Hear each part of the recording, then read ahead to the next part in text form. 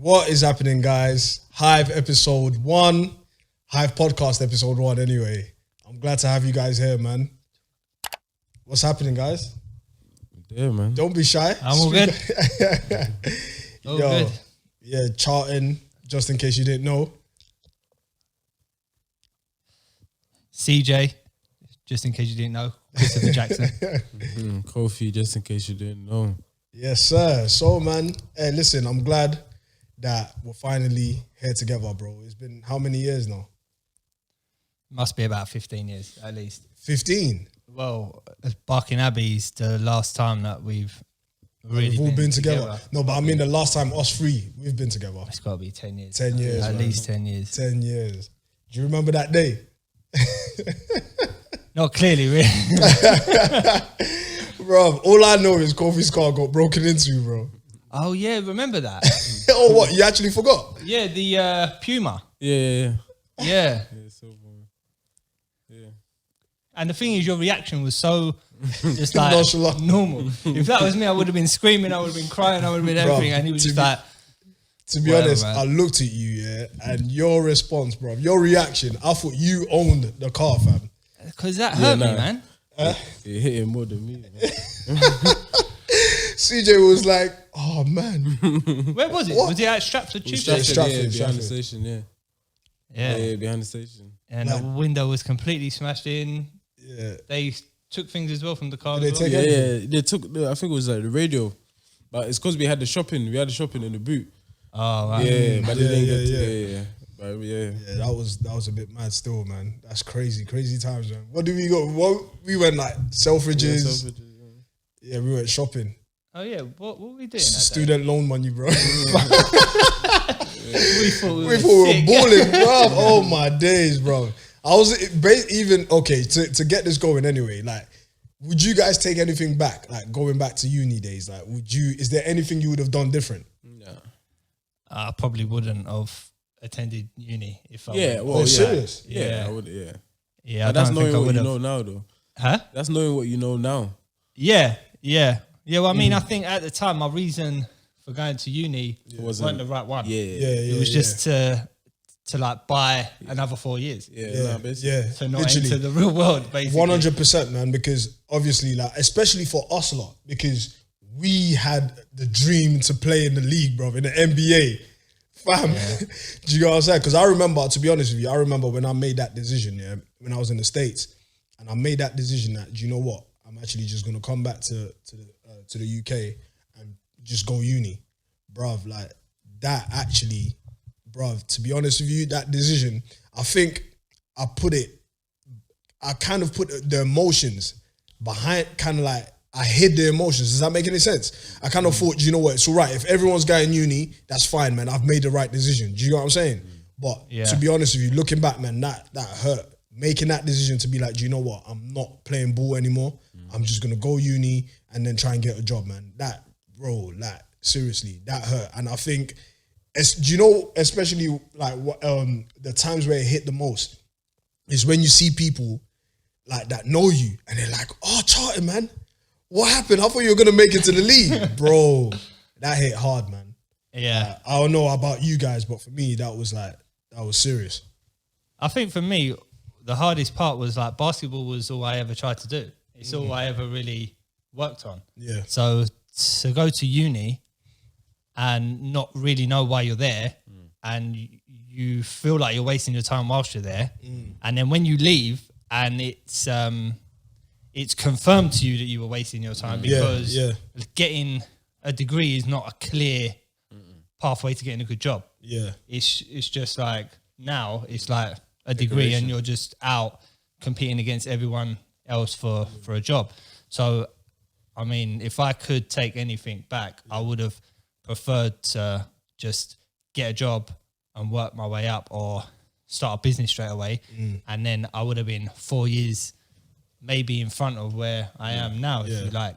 But, you know, hindsight's the best thing in the world, isn't it? But For real. who knows? But do you think, because I know there's a lot of people though that would disagree. Do you know what I'm saying? I think there's some people that would disagree. That's why I say for for us three that's sitting here, and of course a lot of guys that we play ball with, I think it's different because we just thought, bruv, like ball is the way. Do you get me? And we thought if we didn't go States, we're gonna go Spain, we're gonna go, you know, somewhere in Europe and play. So I think that's the reason why, because other people, I think they kind of knew, and even though they didn't know, it's like at least they didn't have anything planned. What do you think? Yeah. I mean, Kofi, what do you think of uni? What was your experience like? Mine was kind of like the same thing, but my whole attitude towards the whole ball thing wasn't the same because I kind of already made that decision anyway. That wasn't the route that I wanted to take. So It's not picking you up. it's not picking me up. That's what I was saying. Just like tilt it more towards you. Yeah, there you go. Like this. Yeah. You hear me? Yeah. So but the whole uni thing was the same. The whole idea or the whole like, you know, how we're all viewing it is the same thing because it wasn't something that I guess we were just doing it to do it at that stage. Yeah. And if you answer that question now, it's because of the things that we know, because we kind of know what we want to do and we know whether or not uni would have helped us. Yeah, that's crazy, but Not picking you up for something. Yeah, that's what I was Reason saying. consistently. Talk again? Yo, Yeah, it picks you up now. yeah. Yeah. So I gotta be really close. yeah. Yeah. But yeah, man, bruv. Definitely, man. I have to agree with you guys. But what I'm gonna say is, based on where you are now, though, do you think uni would have helped any way, shape, or form? Like doing what you're doing currently. The right course. Yeah. Yeah. I think the right course in anything would help, but at the right time as well. So what then is the strategy then? Would you say the strategy is actually first determining what you want to do in life before going to uni?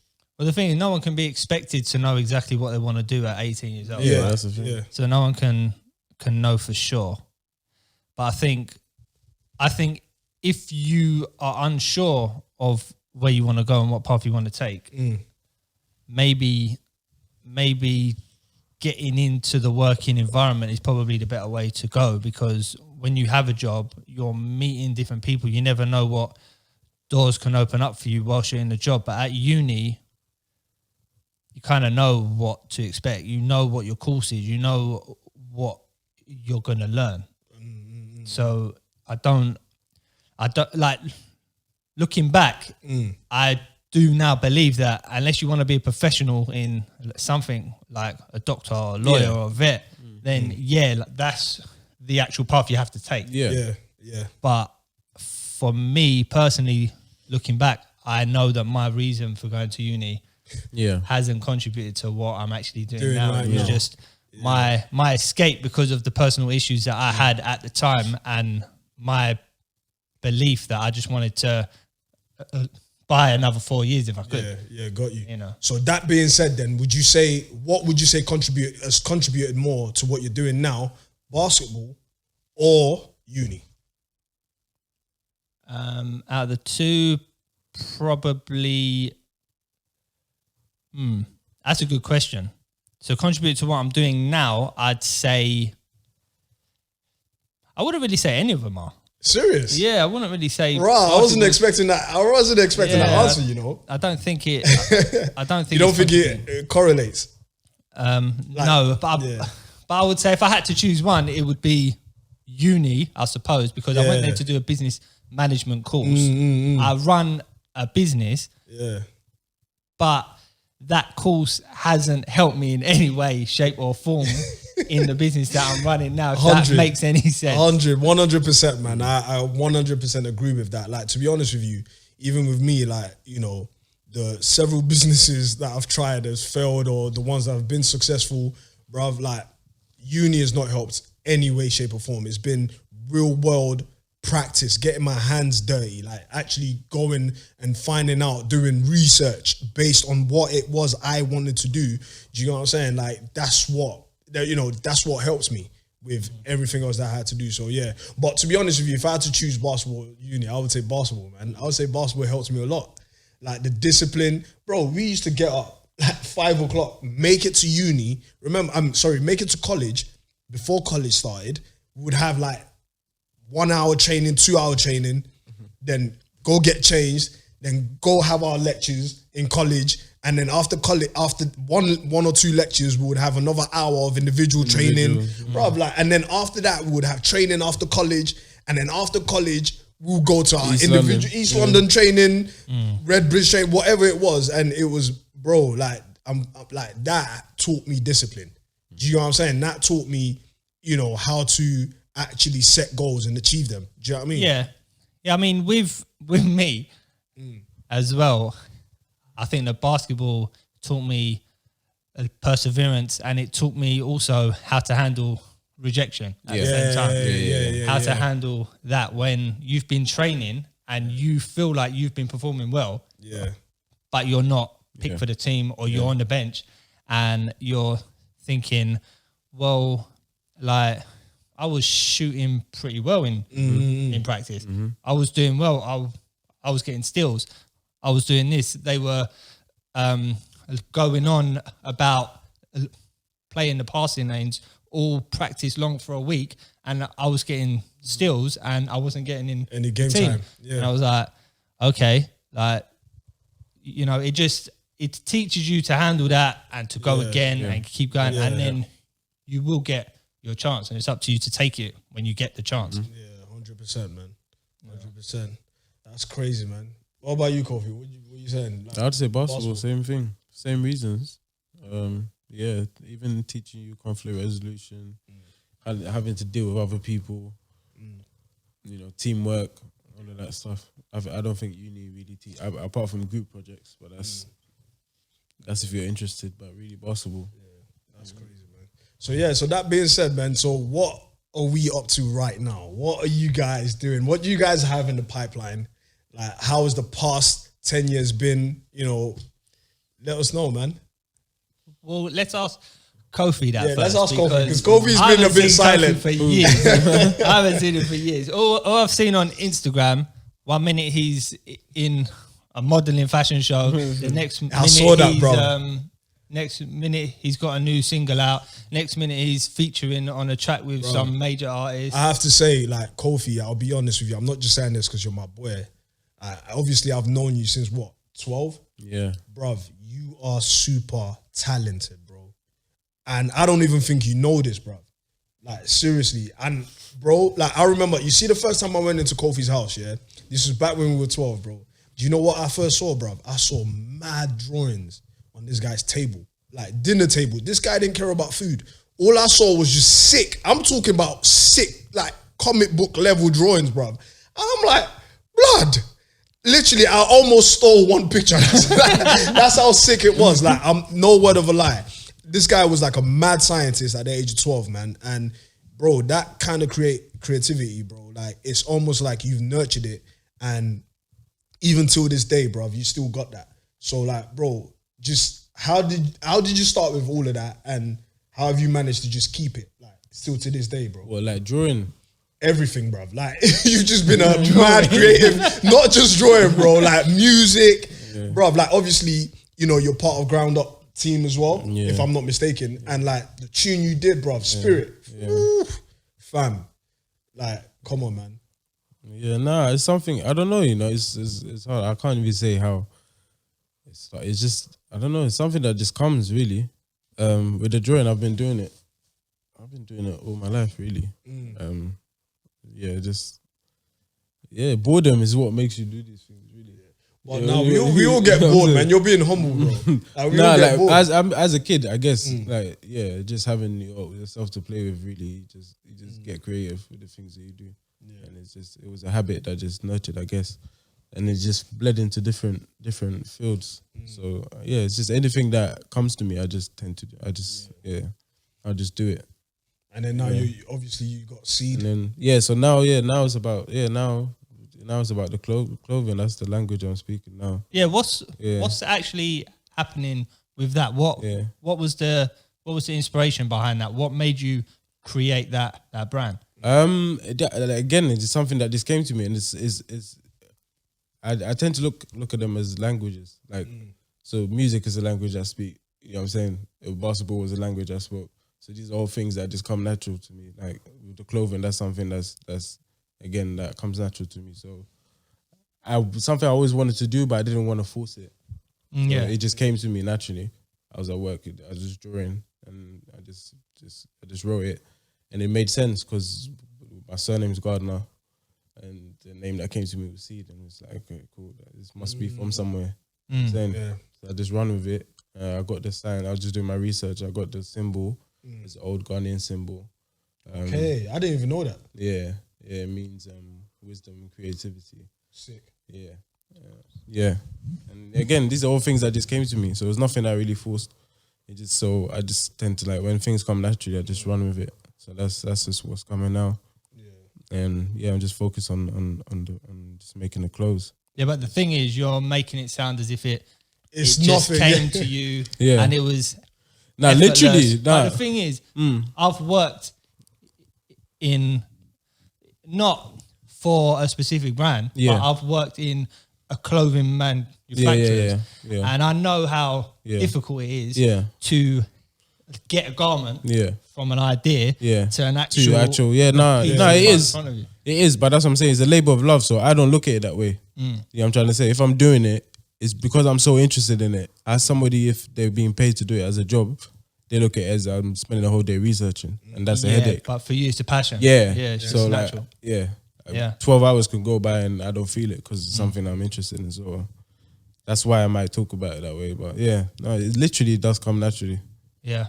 And I mean, how hard was it for you to launch that? Like, what were the typical challenges that you faced? That's a good question. Actually. That's very good. I think most is what everybody faces, just personal doubt, really. Or just trying to be. I think a bit of I'm more of a perfectionist than anything. So it just close your eyes and doing it, really, or putting it out there. You might do it, but not put it out there because you might feel it's not ready or it's not. You know what I'm saying? So I think that's been the hardest thing. But now I just do it, really. Yeah. I mean, I heard someone say once, I can't remember who it was, but if you're not ashamed of your first version, then you've launched way too late. Okay. So that's what I mean. That's a bit of a Steve Jobs. Yeah, I think it was obviously someone like that. I can't remember exactly who it was, but would you say that if you were to give someone advice and wanted to create their own brand, just create. I feel you have to go through. You have to go through that bit. That you have to filter that out. And I don't feel like you can do that with yourself. You almost have to hear the criticism. You have to hear this. You have to hear that to get to that final version. I still ain't got there yet, but it's the process. If you understand it is a process, then you got to embrace it. But if it's something that you take things personally, then you might not be ready for it. Yeah, for real. So even based on what you just said, like, speak on that. Like, what do you think about, like, the kind of attitude, the kind of personality? Because I know, like, me and CJ, we've spoken about this, and we know what, like, kind of attitude you need to have to launch a business. Like, what would you say, like, is the one attitude, or how would you say you need to be as a person in order to face, like, all the hardships that comes with trying to launch your own business, like, especially a clothing brand? I think you just got to be, as long as you believe in what you're doing, almost nobody, I mean, opinions are opinions, you take them on board, but it's not something that you are going to live by. Almost, you know what your vision is and you're focused on that, then you know what exactly you want it to look like. So you can take these things on board if they help you. But if you're someone who's going to take these things personally for it to stop you, then it might not be for you. So you almost got to build that 100%. That tough skin. Yeah, that's crazy. Sure. Yeah. What about you, CJ? Yeah. What are you gonna say? No, I was just gonna ask because I just wanted to ask you one more question about Seed. Yeah. How hard and challenging was it to get people to wear it. Yeah. Like, because I've seen on Instagram, Popping there's off. some pretty big Popping names off, that are man. wearing it. I wouldn't even And say- I know that that's not just a straightforward thing. Yeah. Nah, it literally was though. That's the thing. It was for you. This- Everything Yeah, comes that's, effortless no, in but this this is guy. but this is the thing though. This is another thing. Sorry to No, jump in, yeah. but I think that's the thing about life though. Do you get me? I think once you find something that works, bro, I think everything just tends to fall in place. Yeah. But the hard work comes way before that. Yeah. Do you get what I'm saying? Yeah. So yeah, like It comes in finding that. That's the hard part. In blocking out everything that's telling you what you should be. yeah. And keeping that little voice in you saying what exactly you should be doing. Yeah. Because there's a lot of noise that you might just forget it. But it's still there. You wake up, it's there, but you're just trying to ignore it. But so once you start listening to it, then everything just opens up. Literally. Crazy, man. Yeah, Siege, what about you, man? Like, bro, this guy, That's he's what I'm saying. launched so many That's what I'm businesses, saying. bro. Like, if there's anything, Yeah, bro, but I want they've not to all learn been from you because successful, you're, but- huh? They've not all It's been not sticks. been successful, but at the end of the day, like come on, man. What what you guys are doing with SJR, Yeah, no, like it's the charity, bro. yeah. I mean, it's been hard. Yeah. I wouldn't say it's come to me effortlessly. Bro, I know. I'd say, firsthand, yeah. and to be honest, the reason why I was almost forced into launching a business is because of my speech issue that I have. I never believed that I would be able to get a job because I thought if I'm in a job interview and I'm stuttering, then the person isn't going to believe that I'm capable to do the job. But then, like, because all the stigma that is attached with that is having a stutter. You think, oh, he's nervous, he's unsure, Right, he's incompetent of what he's talking about. So if you have a stutter, you know that that's not true. Yeah. But if you don't, and you haven't ever met anyone who's got a stutter, or you don't have no one in your family that has a stutter, then like you might not think the same way. And that was my perception at the time. And my perception has proven to me now that that wasn't real at the time. But because of what I believed, I thought, well, if I'm not going to be able to get a job, then I have to create one. Yeah. And that was my motivation for starting a business. But the hard lessons that I learned was because of my stutter, I felt like I needed to go into business with someone else. Yeah. And I had a few really bad experiences where I was, at the time, I felt like I was on the road to doing something really big, making a lot of money, and then you fall out with your friend. And it's those things that make you, like the thick skin that you're talking about, all like those lessons are what shape you so that you improve the next time. And you come better the next time. Like my first business partner, me and him were friends from 10 years old. Wow. And in the end, what happened is I had the idea for the business, and what I said to him was, I'll sort everything out. All I need you to do is just speak for me. So when we're in a meeting, you speak. I'll tell you what to say. I'll tell you if they come back with this, what to go back with. But I need you Be the voice. to be the front man. Yeah. And what happened is when you're 6 months in, 8 months in, and like money's there, and all of a sudden you've gone from an idea and you're making £1,500 a week each. He looks at you and he's like, well, in the meeting, I've made that. It's not you, bro.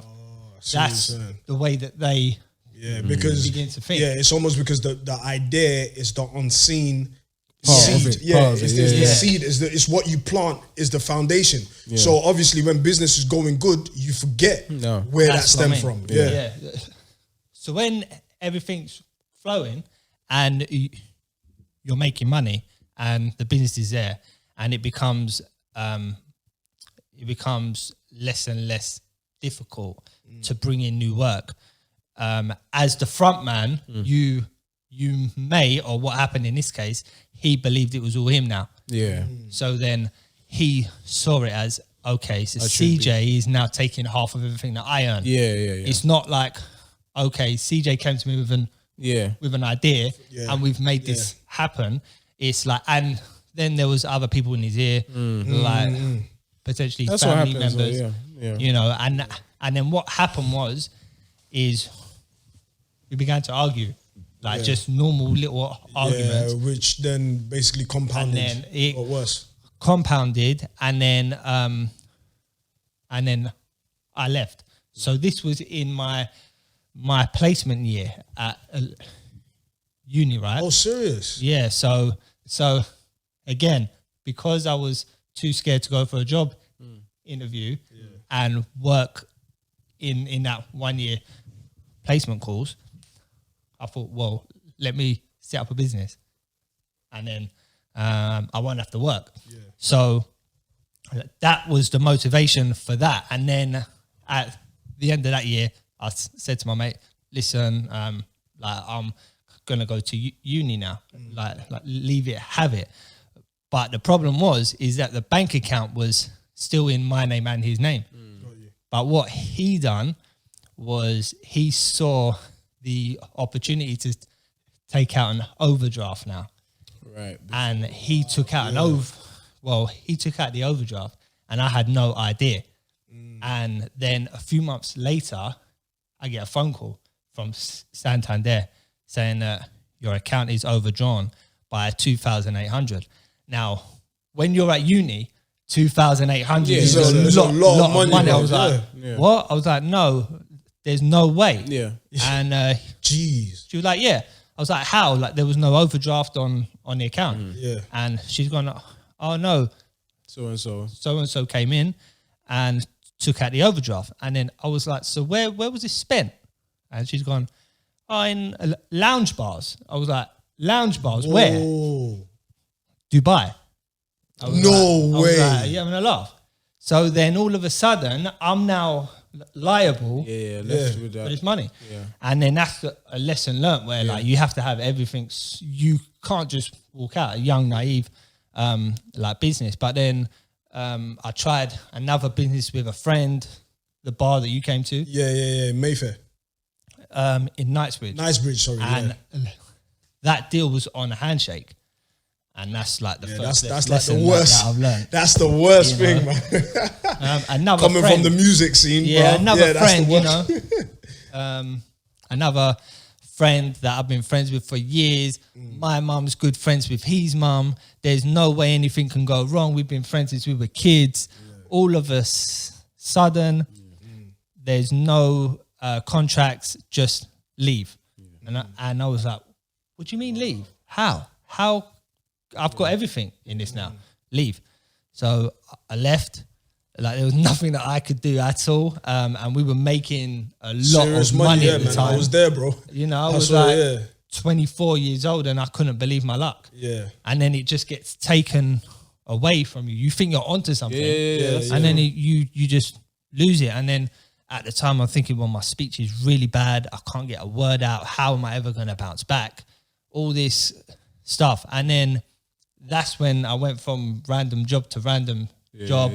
And I was chauffeuring for a while. Yeah, bruv. I remember CJ used to call me, Trust me, like this guy was waiting for hours. Bro, that job. And bruv, trust me, the frustration in his voice, bro. Like, this was one of the things that made me understand, because at the time, obviously, I was in my own little bubble, like going through whatever I was going through, right? Obviously, like yourself, I'm like, I've dropped out, I've left uni, and I'm like, listen, I want to start my own business. I want to be my own boss. Do you know what I'm saying?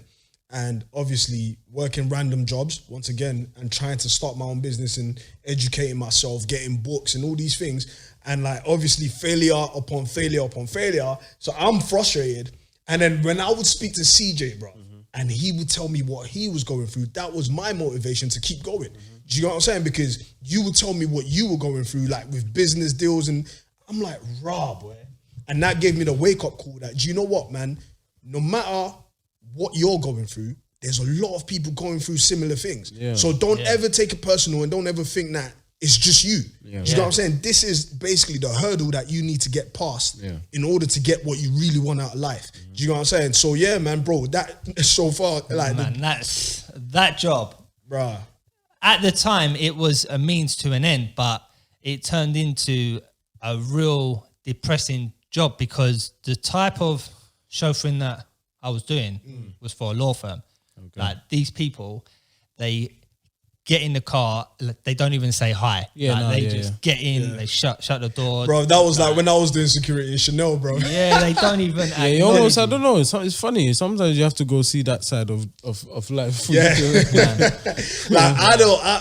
Personally, I was like, what kind of money are you making, bro? Yeah, where you can't even just. Like, you feel like you're a better human being. Yeah, no, bro, man, I saw the other side for real, man. Yeah, well, I mean, the law firm that I was driving for was called. Well, I won't say the name, but they're a Magic Circle law firm, which like basically means they're like the highest level. Right. So I was driving people around that were earning like £4 or £5 million a year, and you drive them home. They're tired. If you go the wrong way, they're moaning at you because they can't wait to get home because they're so tired.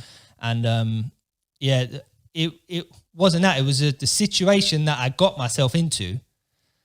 Like I had credit cards that I didn't tell no one about. Yeah. And I was under pressure. Yeah. And everyone looked at me as if to say, you're CJ who went to uni, who was supposed to become this basketball player. Yeah. And now you're in like a chauffeur car, which like there's nothing wrong with the job. Yeah. It was just that job weren't able to get me out of the situation that I was in, like the amount that I was earning. And then because I was getting just more and more worked up, I was sinking more and more. My speech was getting worse and worse. I just left and I just said, you know what? I will work it out somehow because I can't continue. No. So then I left that job. I think before that I did have the online brand. But online brands, as you know, is hard to. I remember that. Keep it up, man. I mean, like, at one point we were actually doing really well, but the cash flow you need to keep bro. like that going. Do you remember when I was doing the beats and I was selling them online? Yeah, bro. Listen, my first beat, bro. Like off of one beat, bro, I was making like literally on lease, not even selling the exclusive license. I was making about 600, 900, between 600 and 900 pounds every month, bro, without lifting a finger. Yeah, nice. Bro, brilliant. that's Residual like income just coming in. Do you know what I mean? Like people who go into real estate, bro, that's the kind of money they see off of one property. Do you get me? And I was seeing that off of making a beat that I made. And do you know what? It was actually one of the quickest beat I ever made. I heard this one sound. It sounded like a DJ Mustard sound. So I put together a Chris Brown, Kid Ink type beat, put it online. And do you know what's crazy? Literally, I forgot it was there. 2 weeks later, came back, looked at my inbox. So many emails. Yo, where can I buy this beat? Where can I get this beat? Do you know what I mean? So I put that up and bro, money was flowing. Bro, I'd never seen anything like that in my life. But then, like you said, to maintain that, do you know what I'm saying? Because now, obviously, you're not going to see the same kind of response. Every time.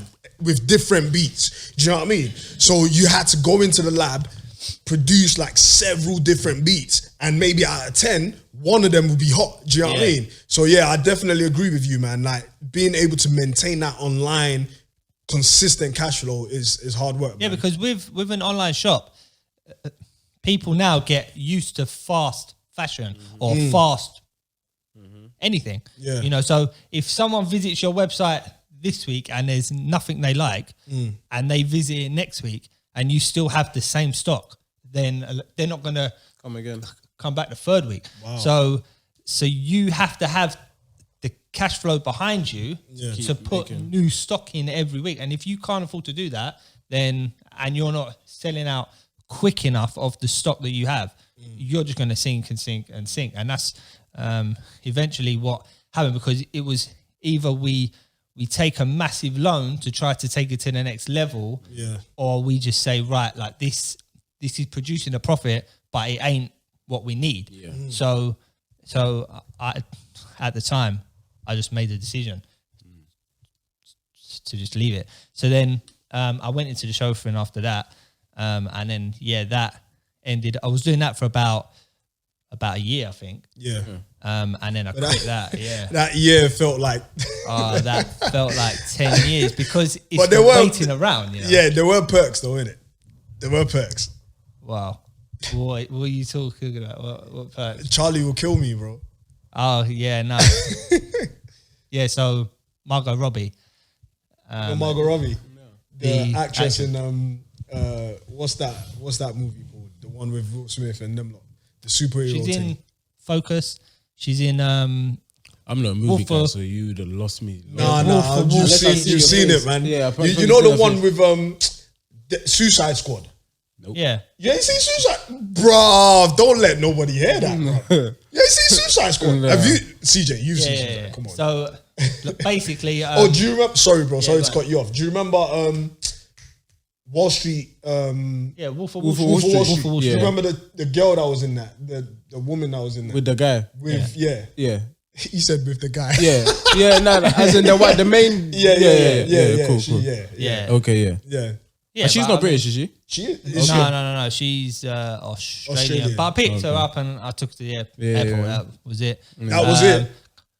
Picked up a couple of other celebrities, but when you're doing the job, you just become like It's a job, isn't it? Yeah, you drive just on auto You become robotic. pilot. You don't even like the way they don't take any notice of you. Yeah, you same begin way. to not take no notice. Yeah. of them. Facts. Like, so it was just a job, and I just really hated the job because I knew that I was living a life that I wasn't supposed to live. Yeah, that's the But worst I part. felt trapped. This I is felt it. like Yeah. I had no other option because people that have a stutter will understand, and it's very difficult to understand if you've never had it. Yeah. Because it sounds as if, well, stop being weak, man. Yeah. Like just like man up, and but the psychological impact Yeah, it's different. that it has on you, it's just like different, yeah. something that you can't comprehend, and you can't accept it because there's no real reason behind it at the time. And then I left that job, and then my sister was working in recruitment, and then I was always on at her, why don't we set up our own company? Why don't we try and do it? And I was on to her for about a year. I was like, let's just set up our own thing. We can do temps. We can do a bit of perm. Luxury retail. I'll run the business. I'll handle all the finance. I'll do all the payroll. Like, we won't have to outsource nothing. We'll keep everything in-house. She was like, yeah, I don't know. It's risk. It's long. But eventually I stopped asking her, and I was trying to find other things to do. Right. And then randomly, I don't know what happened to Steph, but Steph just rang me and said, Let's do it. let's do it. Yeah. So I was like, okay, cool, let's try it out. Yeah. And then, we launched, we got our first client, and then it just built from there, really. And to be honest, like you said, I was just trying it. I was just winging it at the time to see if we could make it happen, and just taking it every day as it comes, learning on the job, because I'd never worked in recruitment before. No, Steph had, and I felt like I needed to work overtime to Okay, learn. to catch up. Yeah, and then I started to get in contact with people that have worked in recruitment before. I used to pick their brains. I used to find people that were prepared to help me, advise me. Yeah. Try to find mentors. Yeah. And then I would just ask them. So like people would be shocked at how quickly I'd learned about recruitment terms. But it was just because at that time I was like, right, this has to be it, because I'm not going back to where I was. Yeah. So I did that, and then what the motivation was at that point, I knew that, okay, I know I'm working with Steph now, but what's to say that the same thing that happened with my friend It's not gonna happen isn't again. going to happen now? Because if she's doing all the work, Yeah. then she could get frustrated with me. Yeah. And the last thing I want to do is Create make that. the business fail because of me. So that was the motivation to start to work on my speech and start to try to get it under some type of control so that I could do everything from my own role, and Balance I didn't it have to ask for help. So then in 2018, I got in contact with a course that I tried years ago. It didn't work, but I met 2 people on that course, and they were prepared to help me outside of the course on a one-to-one. Right. And then that's what really changed my life, really. And then from that, me and who's now my very good friend, Io, me and him have now created a charity where we help other people who have stutters to enhance and improve their employability chances, even though they have a stutter. So it's just about helping people not be in the situation that I felt That I you was were. in. But you almost had to go through that in order to find that solution. But do you know what? Do you know what I rate about you? You know why I commend you so highly, bro? Because you see how like the regular person, like that wants to start their own business, they only have to think about starting their own business or how to get over the hurdles that comes with trying to develop and build a successful business. Whereas with you, you have to think about how can I build a business with my stuttering. Yeah. Do you know what I mean? And that is like double the work, if not triple, bro, because like it's hard for someone to take you serious. Because I remember when we were in college, bro. Do you know what I mean? I saw the way people kind of treated you. Do you know what I'm saying? Like, not saying any names, but you know, of course we were kids. No, but then I'm confident of who like no one was horrible to me to my face. No, of course, But the behavior in changing rooms, I could only imagine what was kind of discussed when I weren't in the room, because I heard what was there when I weren't, you know. So, sorry, I heard what was being said when I was. But at the time I tried to stay quiet because I know what people can be like, you know. I'm not naive to it. But in college, in uni, it was hard, and I just tried to hide it as much as I could. Now it's a thing where if I block on a word for 10 minutes, unfortunately for you, mate, this is me. That's it though. Now, But when you're young, when you're 16, you're just please trying people. to fit in. You're just trying to fit in. But yeah, with work, it has helped though. Like I will admit it has helped, because it allows you to think, like your problem solving skills get enhanced, because you have to think of that as well. So you have to think of a way around that and how to get from A to B, but you can't take the normal route. So then when other problems arise in the business, it's not such a big deal because you've had to deal with other things. So it has helped me in that way, if you like. That's a good way of looking at it. That's it, man. That's it. And even based on that, like you said, Kofi, like that's a good way of looking at it. How have you managed to keep a positive attitude through everything? Because like coming from my experience, bro, like it's been mad. Do you know what I'm saying? Like failure upon failure upon failure. And it's like people think it's cliche when you hear these motivational speakers say, you get knocked down 10 times, you get back 11. But bro, it's like, it's real. Do you know what I'm saying? Like when you're trying to build something successful, bro, like it's constant disappointment upon disappointment. And you just think like it's never going to happen. So my question is like, how have you managed to keep getting back up, bro? How have you managed to keep a positive attitude through all of it? Like everything you've been through. Well, I knew I had no choice. That's the harsh reality of it. I got to a point where I realized like no one's coming to save me. Like no one's. I mean, people around me, and especially at school, I know everyone thought that I was more privileged. I had a car, but what was happening is my parents were working overtime to try to get me nice things to compensate for that. You know what I mean? So everyone thinks, oh, it was easy for him, things come to him, but it weren't as easy as it looked. So I knew that I had to make my own money, and I knew it wasn't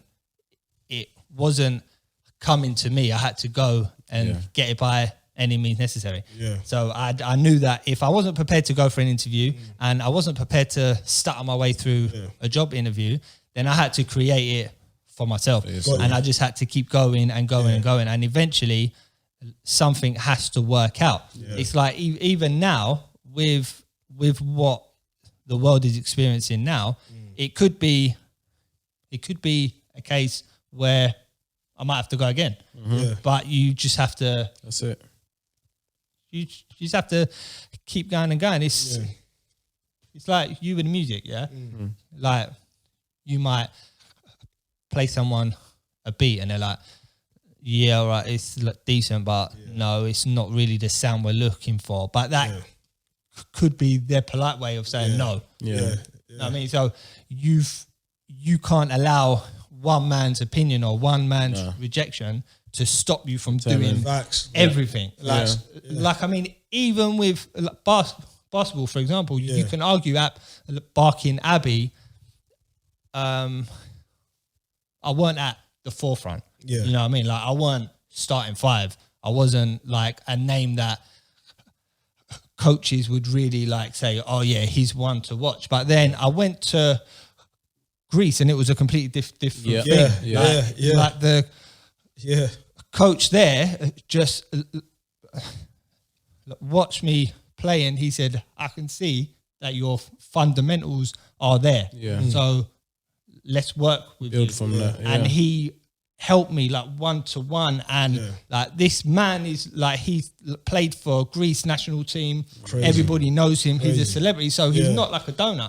He's like a serious coach. And what I learned is it's just one man in front of you. Absolutely. Once you walk past him, there'll be someone else. That's it. And that's it. You have to be prepared to see past him. 100%. But if you're not, then you're gonna be stuck there. You're stopped there. That's it. And do you know what? It's crazy you said that, because I feel like a lot of times people forget that like human beings have different perspective on things. Do you know what I'm saying? Like if you take an idea to someone and they don't see it from your point of view, from your perspective, it's not the end all be all. If you really believe in that idea, there will be somebody else that actually sees, do you know what I'm saying? But you might have to go through 100 people to get to that one person. And it's crazy you said that with basketball, for example, how like, you know, you're in England and then you go to Greece, which, correct me if I'm wrong, in my personal opinion,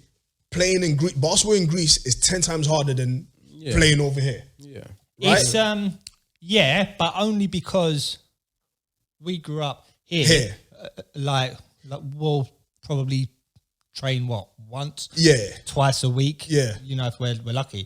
There from 8 years old, it's like 5 days a week. So that's my point. So it's like it's a different, because so you've gone over there now and the coach has taken a liking to you, whereas over here it wasn't really the same. Like you said, you know, you weren't really in the forefront, like you were in the background, and you know, you've gone over there and the coach is like, listen, you know, we could really use you. It's the same thing with me. Like when I was over here, bro, don't dunk, fam. Do you know what I'm saying? Obviously that rule was put in place because of me. Like, so anyone in Barking Abbey listening to this, just know that miss a dunk rule was put because I missed a dunk in Lithuania, But what I'm saying is it's crazy. Yeah. Because we had that competition. No, I wasn't there. Yeah, you weren't there. It was a different team. It was Ben, Jordan. Okay. And I think, we had lost like a few games. And this was the first game we were on track to win. And I missed a dunk when we were down like 2 points. And then from that point, it was like, no. But I went States. Like that. Yeah, but then I went to the States and my coach over there, bro, he was like, I don't care if you miss the dunk. It was like, what I want you to do is to attempt the dunk, because what that does is put fear in the other team members, like in the team we're facing. So it's crazy, like perspective means a lot. And understanding that not everyone's going to agree with you on everything. Do you know what I mean? And you just have to keep it moving, man. Otherwise, you'll be stuck in the same place, man. So obviously, just capitalizing on what you said, I think that's a major, major thing, man. I mean, how many footballers do you see they get released from a team at 15 and then they become superstars? It's because that one man's opinion released him. You know, and it's up to them to continue to work hard and go and go and go. But it was just the way that it panned out there. But I do feel like looking at Barking Abbey now, Yeah. I watch them on Instagram, and I think it's like they're doing unreal things now. Yeah, like yeah. The way the whole program has evolved is just amazing. It's crazy, man. You know, it's like, to be honest, I amazing. really appreciate Barking Abbey, man. Yeah. Yeah. I learned so much. Yeah. Like, do you know what I mean? Coach Clark, amazing guy. Yeah. You know, Lloyd, amazing guy. Like, we learned a lot. And to be honest with you, I think that was one of the first times that a coach has really shown so much belief in us. Yeah. Belief. Like, do you know what I'm saying? Like, even though it was a thing where, you know, we would mess up sometimes, it was competitive, but I really think that built like some form of resilience in us, like to take on on the real world. So for sure, that was a great experience, man. For real, like it was mad because we all. Well, I mean, I don't know about you guys, but the school I came from before, it was okay for basketball, but I was by far the best in the school. Yeah. Like It's the same. It was the same with me. It was the same with me. I've come over here. And I'm like, wow, everyone's sick. So, so it forces you to up your game. Different, like left level. So, yeah. Playing with those players for me at the beginning, it was a shock. Yeah. Because I played, I think I was only playing like Premier 2 in like National League. Like we weren't even in East London's league. We would have won below. And then when I went there, Mark was like, no, I need you. At Ware Rebels, which was like London Leopards at the time. Yeah. And then it just upped it for me. It was like a different level and it taught me that no practice is easy now. Yeah. Every practice you're playing for your life. Yeah. And then when I went to Greece, it was not easy, but that competitiveness was there instantly. Yeah. You know, it was a great preparation for your condition. That I mean, I went there, landed. I went from the airport to the training, the gym, and it was like 38 degrees or something, and I was still able to play in that 38 degree heat. Crazy. Because of the training. Prior, so like that preparation, I think at the time because we were in it, maybe we didn't appreciate how professional it was. This is it. At the time. This is it. We took it for granted, boy, heavily. Yeah, no, but even stuff like that, even down to muscle memory, like you just see people that weren't as active or didn't do that level of training at our age, and you see them now, it's just different. It's just different. Yeah, it's how your body responds to stuff like that. And like now with all the improvements that they've made, those kids must be like much fitter than we were. Way different. Way much fitter. So like guys, like what I want to say is obviously, so we've obviously faced a lot, do you get what I'm saying, over the past couple of years. Like what has been your method of like motivation? Like what tools do you use? Because like for me, I watch a lot of motivational videos. I watch a lot of like mindset development videos, documentaries, books. What would you say has been like one of the go-to things for you guys, like book-wise or whatever? Oh, books. I don't read. I listen to them. Yeah. But I've gone through quite a few books. You know, more like I would say self-help, but not a direct self-help. I tend to like it more like in story form, like Alchemist and things like that. Yeah, Alchemist is a top book. It's easier to digest in that way. I Kobe think. Bryant's favorite book. That. Oh, Alchemist, serious? Yeah, no. I think stuff like that. It's when you feel like people are talking, preaching to you. Sometimes it's hard for you to take it in, to digest. Yeah, but if you put like a character attached to it or a story attached to it, and then I see what you're saying. Kind of like The Richest Man in Babylon. Yeah, it was like a story. Yeah. I see. It's crazy you said that actually, because thinking of Rich Dad Poor Dad, which I think is a lot of people's favorite book, that was actually a story. Yeah, that's mad. I never really clocked that. It's easy to digest. Yeah, that's true. That's sick. And then you don't feel like it's a personal attack, and you know. Got you. Yeah, I never actually noticed that, bro. Yeah. I think with me, I think I like to read. I like to listen to audiobooks. But I've learned that you can read all you want. Facts. Yeah, you need to have conversation. You don't take action. Yeah. And for me now, action creates more motivation. This Yeah. is it. That's the only... Yeah, you've done enough reading, yeah. you've done enough talking, now you just want to do. Yeah, that's it. But reason why I say that is because, like, you know, obviously, if you're embarking on something like building a business, if you haven't got the experience, where do you then get that experience from? Yeah. Do you know what I'm saying? Which is why books actually come in place, because a lot of people talk about mentors, and it's like, where are you going to find a mentor? Yeah, do you know what I'm saying? Yeah. And like online, on Instagram, everyone's like, you have to get a mentor. They're not easy to find. Bro. And it's not easy. One that you trust Come on. enough, because you're basically putting your life in that, well, your professional life in that person's hands, or for that Facts. person to Yeah. guide you. Yeah, So it has to and be, you know. yeah, and also there's people that are not prepared to help you. Nah. 100. There's like people that look and say, it's taken me 10 years. There's no way that I'm going to tell you that Save in yourself just for Yeah, that. 2 minutes. Yeah. So yeah. that's what's also hard. I mean, experience is obviously the best teacher, but if you can find a way to cut that time in half. cut it, then Yeah, because I'll be honest with you, man. Like, what really set me on the path was Rich Dad Poor Dad, man. And I'm sure there's a ton of people. Reason why I know is because Rich Dad Poor Dad was the bestseller financial book for time, for ages. New York Times bestseller. And the reason why, because a lot of the theories that Robert Kiyosaki had in that book, I basically kind of had it all throughout my years in uni. And you know why? Commuting, because I know you, CJ, used to pick me up a lot of times from home, to go to blood, and I'll be like 20 minutes late. I'll be like, CJ, I'm coming down. I'm still in the shower, bro. My this bad, guy man. That's was that the Nigerian. worst, That's but I that remember- Nigerian time. mate, I remember once, yeah, him and Michael had me waiting at Redbridge Station for an hour and 45 minutes. How I was Seriously? still there? How Where was I- this? Oh, You mate. know what? It might be like 10 minutes. Next thing you know, you're looking. Jeez, I was man. like, these Hey, have been look, an hour and 45 that African minutes. time. What am I still doing here? Listen, that You could have African been there time by then. How long philosophy did it is take you to real. get there? I don't know.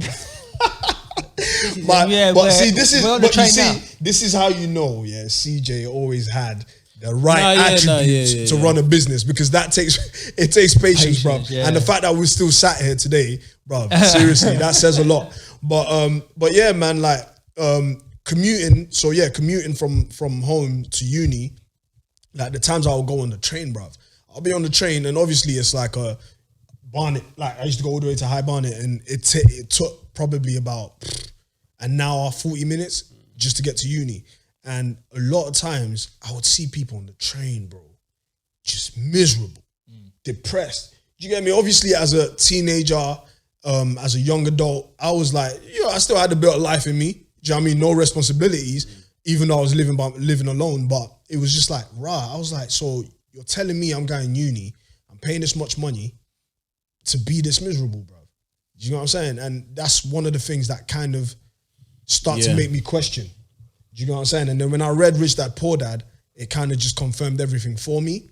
And I kind of knew what I needed to do. Like, do you know what I mean? Even though I didn't know what kind of business I was going to start, but to create that residual income, I just knew that this was the path. Financial freedom was the path that I wanted to go. Do you know what I'm saying? So I think that book, for me, cut the time in half. Do you know what I mean? Because a lot of times when I recommend that book to people and they read it, they're like, that has just put so many questions that I had, it's put it into perspective.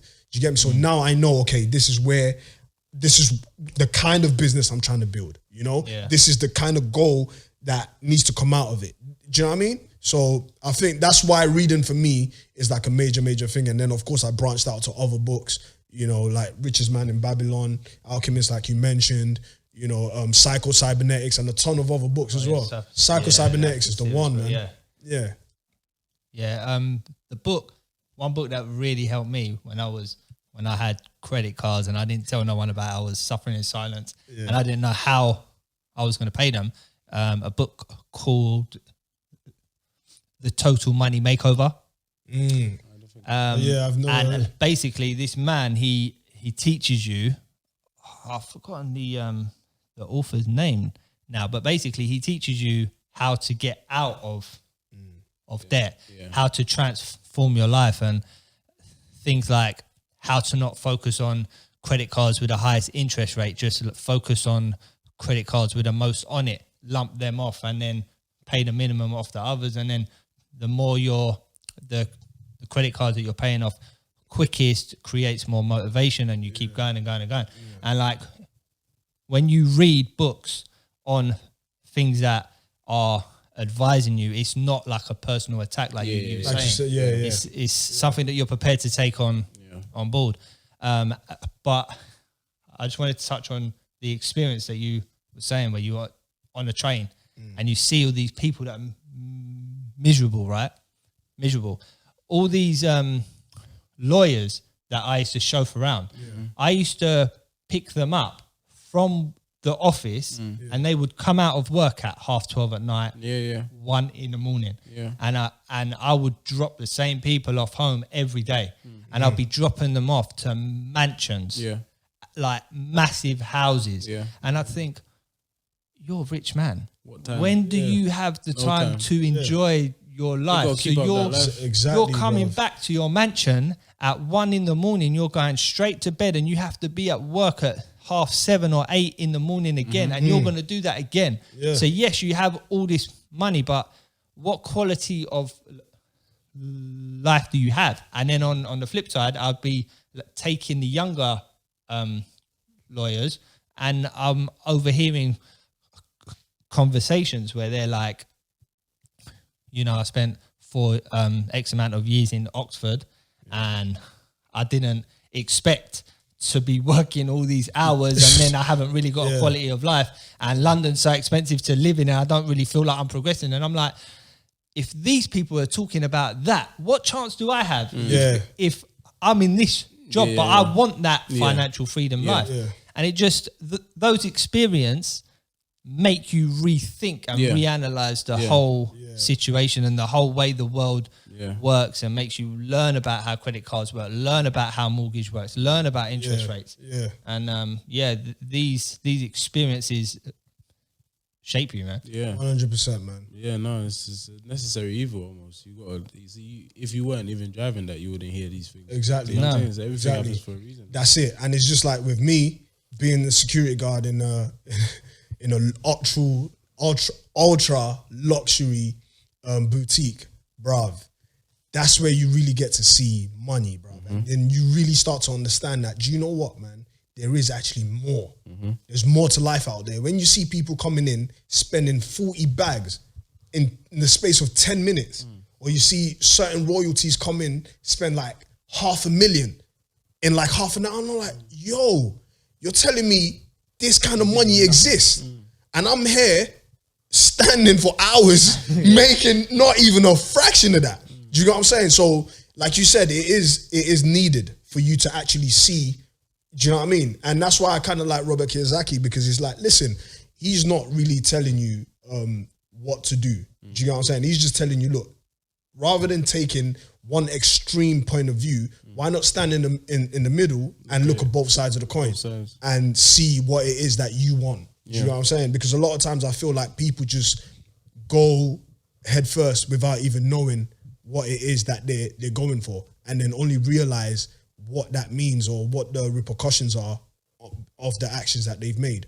You know?